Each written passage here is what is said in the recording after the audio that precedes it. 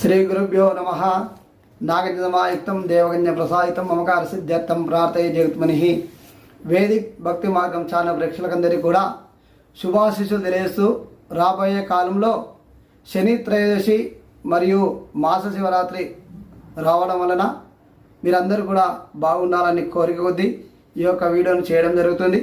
దానిలో భాగంగా మరి మనం అందరం కూడా సుఖ సంతోషాలతో ఉండాలి కాబట్టి, శని ప్రభావం అందరికీ కూడా తగ్గాలి కాబట్టి ప్రతి ఒక్కరూ కూడా మీ దగ్గరలో ఉన్నటువంటి శివాలయానికి వెళ్ళి శివలింగానికి నల్ల నువ్వుల నూనెతోని అభిషేకం చేయండి.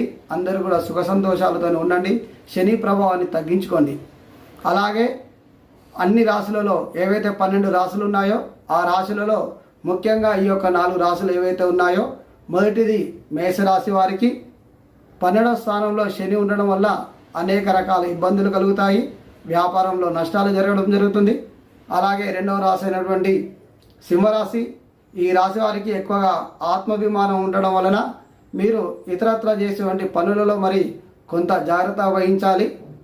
3వ రాశి ఏదైతే ఉంటుందో ధనురాశి, ఆ రాశి వారికి 4వ స్థానంలో శని ఉండడం వలన మరి కలహాలు కూడా కలిగేటువంటి అవకాశం ఉంటుంది.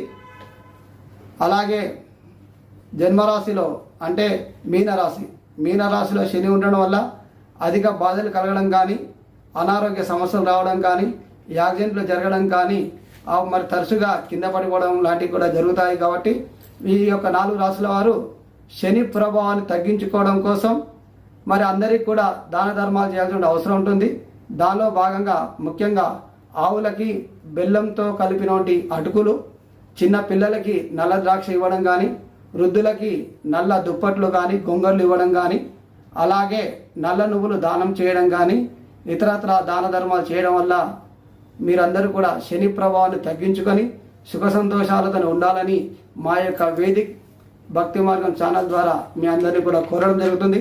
సర్వే జన సుఖినో భవంతు.